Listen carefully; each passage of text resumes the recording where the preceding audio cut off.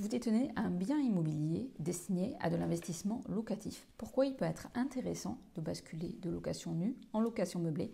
C'est ce que nous allons voir aujourd'hui au cours de cette vidéo. Bonjour et bienvenue sur la chaîne, je m'appelle Sia Pétrissan, je suis expert comptable, je suis la fondatrice du cabinet PMC Expertise Comptable, un cabinet d'expertise comptable spécialisé dans l'accompagnement pour les investisseurs immobiliers. J'investis également dans l'immobilier à titre personnel. Aujourd'hui, dans cette nouvelle vidéo, on va voir si vous détenez un bien en nom propre, quel peut être l'intérêt de le faire basculer de location nue à location meublée. Alors aujourd'hui, si vous détenez un bien que vous louez en nu, le passage de location nue à location meublée peut vous paraître à tort très compliqué. Aujourd'hui, on va faire le point donc sur les démarches, les avantages. Et les nombreux avantages de la location meublée donc valent la peine de s'y intéresser, c'est ce que nous allons voir. Déjà, première chose, pourquoi basculer de location nue à location meublée?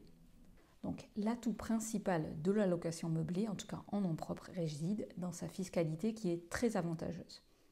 Si vous louez un bien en meublé, vous allez relever du régime des BIC, bénéfices industriels et commerciaux, à la différence de la location nue où vous relevez des revenus fonciers.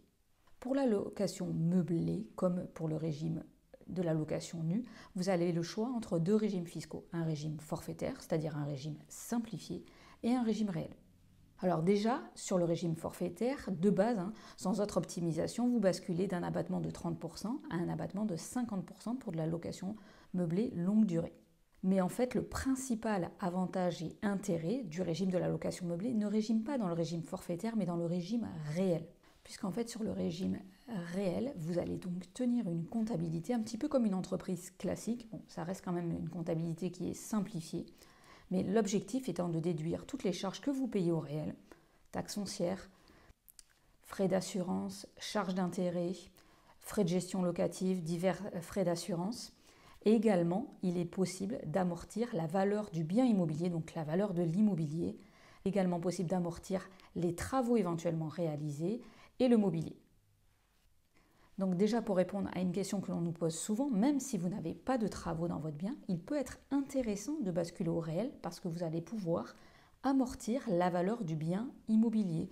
Et donc on va pouvoir amortir sur la base d'une valorisation si votre bien était auparavant loué en location nue. Bien souvent, sans vouloir faire de généralité, grâce au régime LMNP, loueur meublé non professionnel, ce régime va vous permettre d'économiser des impôts par rapport au régime de la location nue.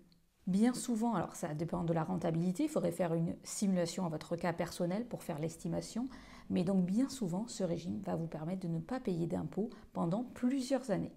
Moi, ce que je vous invite à faire, c'est réaliser une simulation pour voir effectivement si c'est intéressant dans votre cas personnel. Donc si vous avez besoin d'informations complémentaires, vous pouvez nous contacter directement au cabinet, on propose ce type de simulation.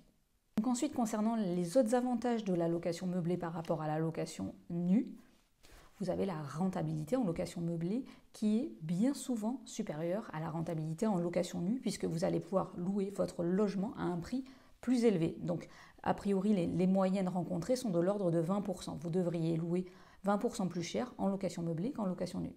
Mais sur cette partie-là, ça dépend vraiment de l'état du marché actuel. Enfin, un autre intérêt de la location meublée est la souplesse juridique. Vous allez relever d'un bail classique 12 mois ou pour des étudiants de 9 mois par rapport à des baux de 3 ans pour de la location nue. Donc, ce régime fiscal vous offre également davantage de souplesse d'un point de vue juridique, surtout si vous souhaitez récupérer votre bien. Alors concrètement, comment va pouvoir se faire la transition? Donc ce qu'il faut avoir en tête, c'est qu'avant tout changement, il faut s'assurer de ne pas avoir imputé de déficit sur vos revenus personnels au cours des 3 dernières années.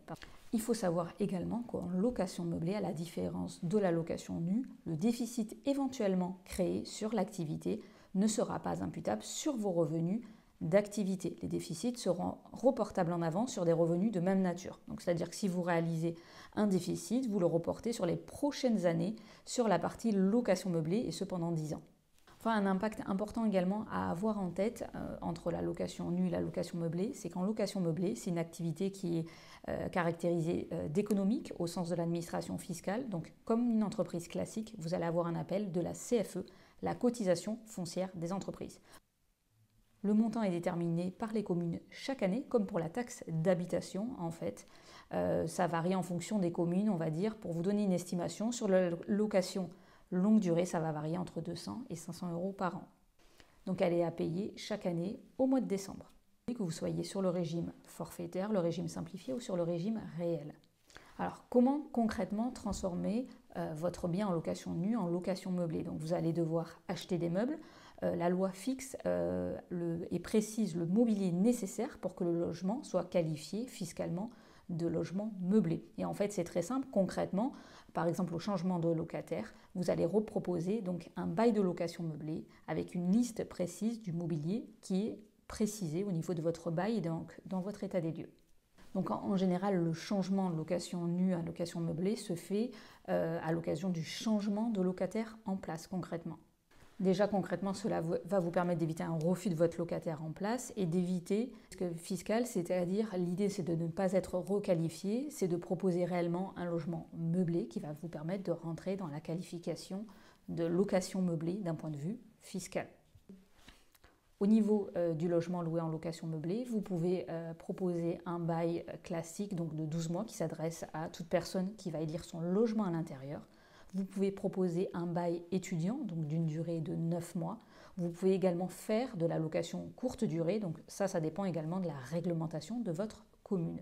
Mais sur le principe, ces 3 modes d'exploitation relèvent de la location meublée fiscalement. Alors, il faut également avoir en tête en tout cas d'autres éléments, c'est qu'aujourd'hui, quand vous faites de la location meublée, par défaut, vous êtes loueur meublé non professionnel dès lors que vous n'êtes pas professionnel. Et en fait, concrètement, c'est très simple. Vous allez devenir professionnel de la location meublée si vous remplissez cumulativement 2 conditions. La première, c'est avoir plus de 23 000 € de recettes à l'année de location meublée. Donc c'est loyer plus charge, donc dépasser ce seuil de 23 000 €.